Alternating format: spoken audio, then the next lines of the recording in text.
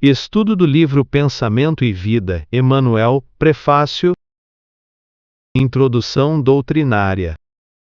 O prefácio de Pensamento e Vida abre uma janela muito concreta sobre a pedagogia divina. Ele mostra que existem no plano espiritual conteúdos organizados em forma de cartilha, utilizados em escolas de regeneração para espíritos que se preparam para renascer, e que esses mesmos conteúdos podem ser adaptados e entregues aos encarnados. Kardec explica que as comunicações entre o mundo espiritual e o mundo corpóreo fazem parte da própria natureza e não são fenômenos sobrenaturais. Pensamento e Vida é um exemplo vivo dessa continuidade pedagógica. O livro nasce de um pedido específico feito por um amigo ao plano espiritual, pedindo um livro que fale dos problemas do espírito e não de uma moral social superficial. Quer algo que o ajude a recordar, durante a encarnação, o que já sabe no estado de erraticidade, mas que tende a esquecer durante a experiência terrena. Esta nuance é decisiva. O livro não se dirige a qualquer pessoa, mas a espíritos que já procuram conscientemente melhorar e que, mesmo assim, reconhecem as suas fragilidades, repetições e medos. Ao afirmar que o nosso pensamento cria a vida que procuramos, através do reflexo de nós mesmos, o prefácio condensa a doutrina da lei de causa e efeito no plano mental. O pensamento, como força do espírito, atua sobre os fluidos, organiza circunstâncias, estabelece afinidades e tece, pouco a pouco, o tipo de existência em que o ser irá viver. A cartilha não pretende esgotar o assunto, mas recordar, de forma simples e repetida, princípios superiores que nos orientam. Somos espíritos imortais, em trânsito pela carne, internados em um grande hospital-escola e chamados a educar o pensamento até que ele se afine com a sabedoria infinita e com o amor infinito de Deus. O texto também situa claramente o lugar de Deus e dos benfeitores espirituais. As ideias elevadas são apresentadas como flores que brotam no cérebro, mas pertencem em essência à bondade divina que conjuga todos os fatores da vida. O médium e o autor espiritual aparecem como jardim e jardineiro, jamais como donos da semente ou da luz. Em termos doutrinários, isso protege o estudo contra o orgulho e o personalismo, lembrando que toda revelação séria é obra de equipe, sob a direção de leis sábias que regem o progresso do espírito. Nível literal. Lido ao pé da letra, o prefácio narra um diálogo e uma resposta. Primeiro, um coração amigo pergunta no plano espiritual se há algum livro que possa ser adaptado às necessidades da Terra. Não se trata de curiosidade, mas de uma solicitação fraterna. Deseja-se algo que fale ao espírito sobre os problemas do espírito, de maneira leve, rápida e condensada, apresentando princípios superiores que orientam o caminho. A resposta dos benfeitores é recordar uma singela cartilha falada que já existe em seu trabalho cotidiano. Essa cartilha é utilizada junto a companheiros em trânsito para o berço, isto é, espíritos que se encontram entre a morte e o renascimento, em escolas de regeneração. Entre uma encarnação e outra, esses irmãos recebem instruções básicas sobre pensamento, responsabilidade e destino, como alunos em preparação para novo curso. Emmanuel descreve essa cartilha como anotações humildes que repontam do cérebro como flores que rebentam do solo. Ele acrescenta que essas flores não pertencem, no fundo, ao jardim que as recolhe, pois nascem da bondade de Deus que conjuga sol e gleba, fonte e ar, adubo e vento, para lhes dar cor, forma, beleza e perfume. Literalmente, o autor se declara instrumento. O conteúdo não é invenção pessoal, mas resultado da ação divina, que utiliza a mente do espírito e o cérebro do médium como canteiro. Em seguida, o texto afirma que essa cartilha foi adaptada quanto possível ao campo do esforço humano. Reconhece-se um limite, o que é vivido nas escolas espirituais não pode ser traduzido integralmente para a linguagem dos encarnados. O que nos chega é o que a condição humana pode acolher. Por fim, explica-se que, no mundo espiritual, essa cartilha se chama Pensamento e Vida, e que, sob o mesmo nome, é oferecida aos irmãos de luta, temporariamente internados na esfera física. O objetivo é informá-los, mais uma vez, de que o pensamento cria a vida que o espírito procura, através do reflexo de si mesmo, até o dia em que, no curso dos milênios, nos identifiquemos com a sabedoria infinita e o infinito amor que constituem o pensamento e a vida do Pai. A sequência literal é clara. Há um pedido. Há uma cartilha já existente. Há uma adaptação. Há um título. Há uma finalidade explícita. Nível simbólico. O prefácio é um pequeno jardim de símbolos que falam à alma tanto quanto à razão. O coração amigo é mais que um indivíduo específico. Representa qualquer espírito que, sentindo a seriedade da encarnação, pede ajuda. É um coração que não busca apenas informações, mas sustentação para as lutas morais que virão. Coração sugere um pedido que nasce do sentimento, não apenas da curiosidade intelectual. A cartilha falada é a imagem de uma pedagogia elementar e viva. Cartilha evoca a alfabetização, primeiros passos, aprendizado básico. Ao qualificá-la como falada, o texto indica que no plano espiritual, o ensino não se limita a livros. Ele se faz em diálogo, em presença, em palavra que toca a consciência. Para nós encarnados, essa imagem lembra que a verdadeira instrução espiritual não é só letra impressa. Ela é encontro, escuta, correção fraterna, prece, inspiração.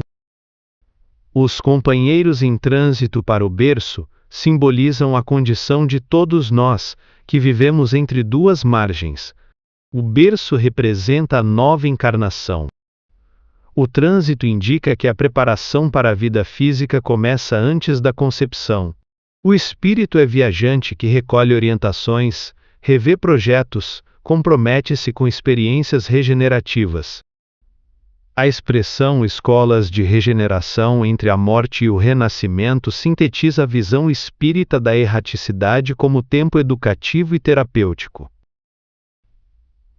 As anotações humildes que repontam do cérebro como flores que rebentam do solo, formam uma das imagens mais expressivas do prefácio.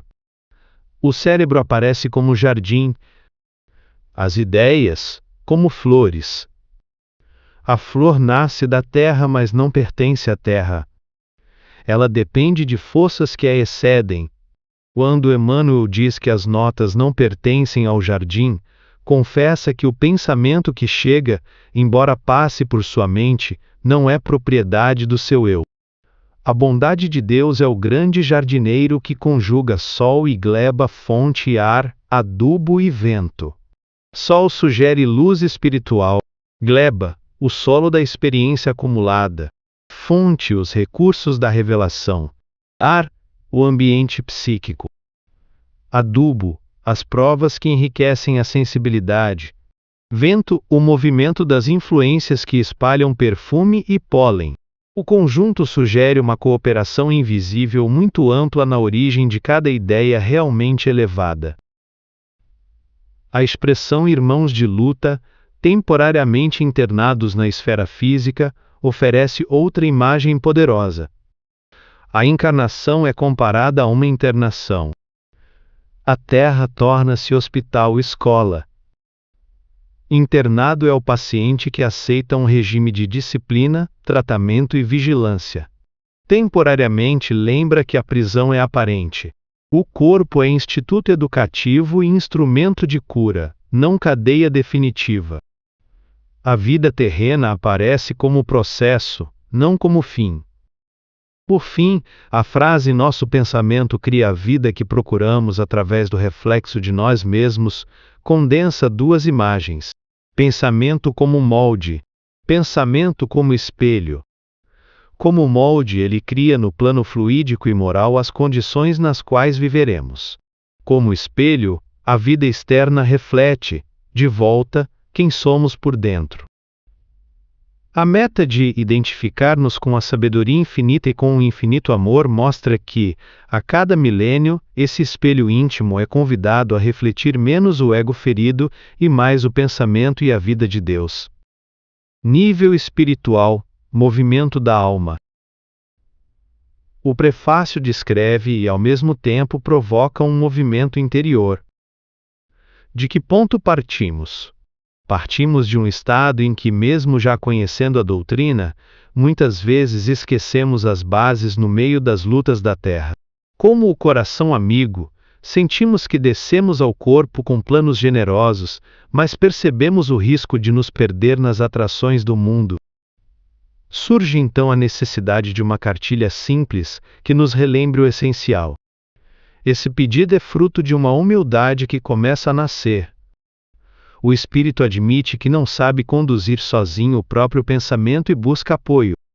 Que movimentos o texto convida a realizar? O primeiro movimento é de confiança na providência. O prefácio mostra que existem escolas de regeneração no intervalo entre as vidas, que há cartilhas preparadas, que há amigos espirituais atentos aos que se preparam para renascer. Isso nos convida a abandonar a ideia de abandono e a reconhecer uma rede de auxílio que nos envolve. A mesma cartilha usada no além chega agora a nós. Não estamos órfãos de orientação. O segundo movimento é de humildade quanto à autoria do bem. Ao descrever as ideias como flores que não pertencem ao jardim, o texto desmonta a ilusão de autoria absoluta. Mesmo o Espírito luminoso que dita a obra se coloca como servidor da bondade de Deus. A alma é levada a reconhecer que tudo o que é realmente bom em seus pensamentos resulta da conjugação de muitos fatores: esforço próprio, experiências, dores, consolações, livros, amigos encarnados e desencarnados, tarefas, preces. Isso desloca a consciência do orgulho para a gratidão. O terceiro movimento é de responsabilidade mental. Quando o prefácio afirma que o pensamento cria a vida que procuramos, ele traz a lei de causa e efeito para dentro da casa mental. Kardec mostra que os espíritos agem sobre os fluidos, modelando formas e condições de acordo com o que pensam e sentem. O prefácio traduz isso na linguagem da vida diária. Em vez de ver destino como sorte cega, somos convidados a enxergar a relação entre o que alimentamos na mente e o tipo de clima em que passamos a viver. A lei espiritual envolvida é clara.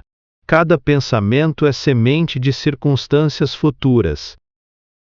O quarto movimento é de visão de longo prazo. O texto fala em curso dos milênios. A identificação com a sabedoria e o amor divinos não se dá em um ciclo curto. Somos levados a contemplar a própria existência em perspectiva de muitos séculos e muitas encarnações. Isso cura a ansiedade de querer perfeição imediata, sem cair na acomodação. Convite a uma perseverança calma. A cartilha é simples, mas seu horizonte é infinito. No fundo, o prefácio coloca o espírito em movimento da dispersão para a convergência, da crença em um destino imposto de fora para a consciência de coautoria, da vaidade intelectual para a humildade de aprendiz, da visão estreita de uma vida para a caminhada confiante ao encontro do pensamento e da vida do Pai. Nível vivencial consciencial, aplicação pessoal. O prefácio não é apenas uma apresentação literária. Ele já é, em si mesmo, uma proposta de prática. Uma primeira aplicação é acolher pensamento e vida realmente como cartilha. Isso significa assumir a posição de aprendiz que precisa reaprender o básico sobre pensamento e vida interior. Na casa espírita, em vez de ler o livro como curiosidade doutrinária a mais, podemos estudá-lo como manual de uso da mente, voltando às lições quantas vezes forem necessárias, com humildade. Uma segunda aplicação é rever nossa relação com as próprias ideias. Quando surge uma inspiração de bem, uma clareza diferente sobre um problema, uma vontade de perdoar ou de servir, a reação automática pode ser de vaidade ou de esquecimento. À luz do prefácio, somos convidados a ver essas intuições como flores que Deus fez nascer no nosso jardim. Praticamente, isso se traduz em agradecer, anotar, colocar em prática, e não usar a luz para alimentar o orgulho. Uma terceira aplicação é cuidar do solo, do cérebro e da mente. Se a bondade divina conjuga sol, gleba, fonte, ar, adubo e vento, nossa parte está no tipo de adubo que oferecemos. O que escolhemos ler, ouvir, assistir, comentar, o que ruminamos nas horas vagas. Se saturamos o pensamento com ressentimento, maledicência ou pessimismo, o solo se torna pesado para as flores do alto. Se buscamos estudo sério, oração, serviço, beleza, predispomos nossa gleba íntima a acolher melhor a inspiração. Uma quarta aplicação é assumir a encarnação como internação educativa. Ao nos vermos como temporariamente internados na esfera física, mudanças concretas se tornam possíveis. Diante de uma doença, em vez de pensar apenas em injustiça, podemos perguntar que tipo de aprendizagem essa prova pode favorecer. Em conflitos de família, em vez de desejar apenas escapar, podemos tentar entender quais pontos do nosso modo de pensar estão sendo chamados a reorganizar-se. Internado que se recusa ao tratamento apenas prolonga a dor. Internado que coopera, embora sofra, aproveita melhor cada dia. Uma quinta aplicação é transformar a frase "nosso pensamento cria a vida que procuramos" em critério de exame diário. Ao final de um dia difícil, podemos rever os pensamentos predominantes que alimentamos. Que vida eles estavam tentando construir? Em dias de alegria, podemos perceber que estados mentais os antecederam. Ao longo dos meses, esse tipo de exame ajuda a abandonar a vitimização e a adotar uma responsabilidade serena sobre o próprio clima íntimo. Por fim, o prefácio nos ajuda a lidar com a própria imperfeição sem desespero. Saber que caminhamos no curso dos milênios impede tanto a severidade destrutiva consigo mesmo, quanto a preguiça espiritual. Quando erramos, podemos reconhecer o erro, reparar o que for possível e retomar o esforço, lembrando que cada ajuste do pensamento é um passo a mais em direção à sabedoria e ao amor que nos aguardam. Perguntas de reflexão. Quando penso em cartilha simples para meu espírito, aceito de fato recomeçar do básico na educação do pensamento, ou me considero já avançado demais para isso? Que flores de intuição e inspiração tenho percebido em minha mente nas últimas semanas, e de que modo tenho cuidado delas na prática em gratidão e serviço? O que meu modo habitual de alimentar a mente, nas leituras, conversas e conteúdos, revela sobre o tipo de vida que eu venho procurando com o pensamento? Em quais situações concretas tenho sentido, ainda que vagamente, que estou internado num hospital-escola espiritual, e como isso poderia mudar meu modo de viver essas situações? De que maneira a perspectiva dos milênios altera a forma como encaro minhas quedas atuais, minhas dificuldades de reforma íntima e as provas que enfrento? Quando leio que o pensamento cria a vida, isso me leva mais à culpa estéril, ou à responsabilidade confiante de escolher melhor o que penso a partir de hoje? Eixos de transformação interior. Um primeiro eixo é a humildade de aprendiz. O prefácio desmonta a fantasia de autossuficiência e nos apresenta como espíritos que ainda necessitam de cartilha. Ilumina a necessidade de aceitar instruções simples sobre o uso da mente e da vida interior. A atitude pedida é a de quem acolhe o livro como oportunidade de reaprender, sem orgulho intelectual. A armadilha desmascarada é o desejo de conhecimentos brilhantes que não se traduzem em mudança real do pensamento. Um segundo eixo é a responsabilidade do pensamento. A frase central, nosso pensamento cria a vida que procuramos, através do reflexo de nós mesmos, coloca a lei de causa e efeito dentro da casa mental. Ilumina a ligação entre o que cultivamos por dentro e o que vivemos por fora.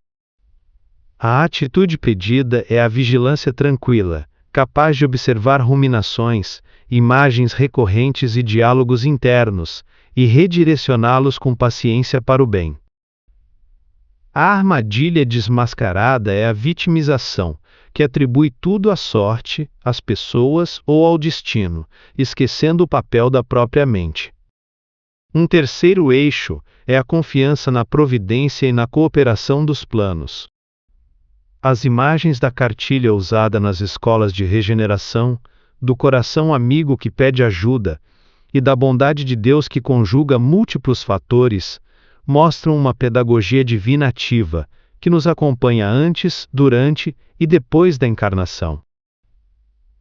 A atitude pedida é confiar, fazer a própria parte e abrir-se à ajuda superior. A armadilha desmascarada é o desespero solitário, que se considera abandonado e tenta carregar tudo sozinho, ou então se entrega à negligência, esperando soluções mágicas. Um quarto eixo é o sentido espiritual da encarnação como internação. Ver-nos como irmãos de luta, temporariamente internados na esfera física, ilumina a função educativa e terapêutica dos desafios presentes. A atitude pedida é colaborar com o tratamento, aceitando correções, estudos, mudanças de hábito, mesmo quando dolorosos. A armadilha desmascarada é viver apenas para fugir da dor e buscar prazer imediato, recusando o processo regenerativo que o próprio espírito solicitou.